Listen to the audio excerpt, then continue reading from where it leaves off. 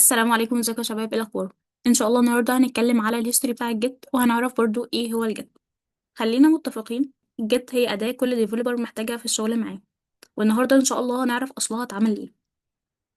مبدئيا كده، قبل ظهور الجيت كان في مشروع ضخم جدا اسمه لينكس كيرنل. المشروع ده كان اوبن سورس. يعني ايه اوبن سورس؟ يعني اي حد يقدر يشوف كود المشروع ده ويقدر برضو يشارك في المشروع ده.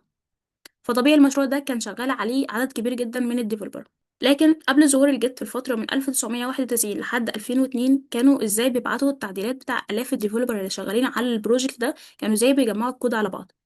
كانت التعديلات بتاع كل ديفلوبر بتتبعت على شكل باتشز أو فايلات مضغوطة. فتخيلوا آلاف المبرمجين شغالين على بروجكت، كل واحد بيقدر إن هو يبعت التعديلات بتاعته. كان في شخص أو عدة أشخاص مسؤولة إن هي تبدأ تجمع الكود على بعضه من كل الديفلوبر اللي شغالين عليه. فده طبعا كان بياخد وقت كبير جدا ومجهود كبير جدا برضو، وكمان ممكن يسبب أخطاء. في سنة 2002 مشروع لينكس كيرنل بدأ يستخدم أداة اسمها بيتكيبر. الأداة دي كانت Distributed Version Control System. زي ما احنا شرحنا الفيديو اللي فات أنواع ال Version Control System، بمعنى إن كل ديفلوبر بيبقى عنده نسخة كاملة من البروجكت كامل، بيبقى عنده الهيستوري كامل. بيتكيبر كانت هي أداة قوية جدا، بس المشكلة في شركة بيتكيبر كانت مخلية جزء عندها فري وجزء مدفوع. فالناس كانوا شغالين تمام لحد سنة 2005 ما حصلت المشكلة. كانوا شغالين بالجزء الفري.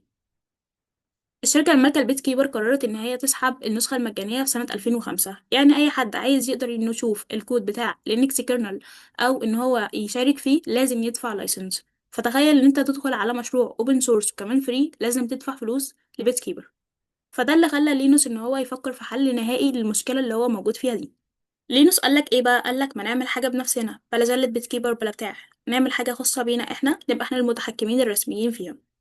فبدأ إن هو يبني أداة جديدة اسمها الجيت، وابتدى يبنيها مستفيد من كل الأخطاء والمميزات اللي شافها في بيت كيبر.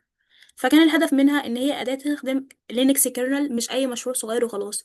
جيت هتخدم مشروع لينكس كامل، يعني مشروع كبير جدا شغال عليه آلاف الديفلوبر. فالأداة دي كانت سريعة جدا وقوية، وبتدعم آلاف الديفلوبر إن هم يقدروا يشتغلوا على نفس المشروع في نفس الوقت.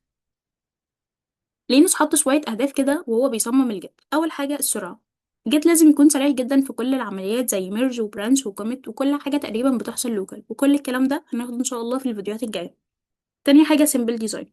جيت بسيط جدا من جوه، كل حاجة فيه عبارة عن سناب شوت، مفيش أي تعقيد زيادة عن كده. تالت حاجة الجيت يقدر يدعم آلاف البرانشز المتوازية، يعني الناس كلها تقدر تشتغل في نفس الوقت وتدمج الشغل بتاعها. رابع حاجة كل ديفيلوبر بيبقى عنده نسخة كاملة من البروجكت، يعني لو حصل أي حاجة للسيرفر الناس تقدر ترجع المشروع كامل من النسخ اللي موجودة عندها لوكال. خامس حاجة زي ما اتفقنا إن لينكس كيرنل ده مشروع ضخم جدا، فجيت مصمم أصلا للمشاريع الضخمة والكبيرة، فجيت بيقدر إن هو يتعامل مع حجم البيانات الكبير وهو مصمم لكده أصلا.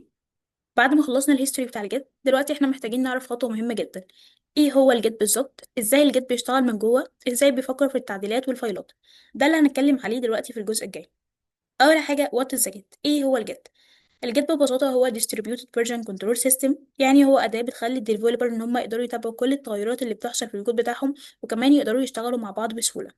زي ما اتفقنا ان الجيت اتعمل سنه 2005 على ايد لينوس، نفس الشخص اللي هو عمل بروجكت اللي هو لينكس كيرنل. الهدف من الجيت كان انه يسهل على الديفلوبر ان هم يشتغلوا على مشاريع ضخمه مع بعض، ويحتفظوا بالهيستوري الكامل بتاع المشروع لوكال عندهم. طيب، خلينا نشوف ليه أصلا نستخدم الجيت. أول حاجة track changes to your code، بمعنى إن الجيت بيحفظ التاريخ كله بتاع البروجكت بتاعك، يعني تقدر تعرف إيه اللي اتغير، إمتى اتغير، مين عمل التغيير ده. وده مفيد جدا لو حصل أي مشكلة أو محتاج إن أنت ترجع لأي حاجة حصلت قبل كده. تاني حاجة collaborated with others، بمعنى إن كل developer بيبقى عنده نسخة كاملة من البروجكت، وده بيخلي التعاون بينهم أسهل، وكمان أنت تقدر تشتغل offline. وبعدين لو انت عايز تعمل بوش، اللي هنعرف يعني ايه بوش في الفيديوهات الجاية ان شاء الله، دي اللي انت محتاج ان انت اما ترجع اونلاين تقدر تعمل بوش لأي تعديل انت عملته. مش لازم تفهم الجزء ده قوي. تالت حاجة الرجوع لأي نسخة قديمة، لو حصل بج تقدر ان انت ترجع لأي سناب شوت قديم بسهولة جدا. رابع حاجة البرانشنج، وده اللي هنتكلم عليها برضو ان شاء الله قدام. تقدر تعمل برانش جديد عشان تقدر ان انت تجرب حاجة جديدة او تضيف فيتشر جديدة من غير ما تبوظ المشروع الأساسي.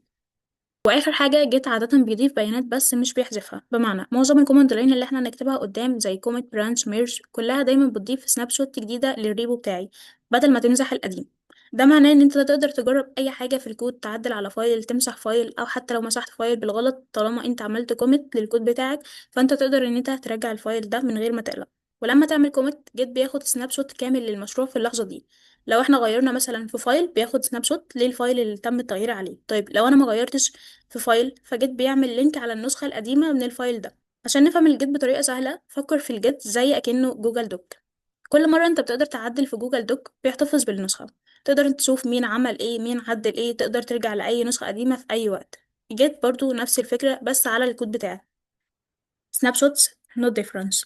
هنا الفرق الكبير بين الجيت وأنظمة الفيرجن كنترول القديمة.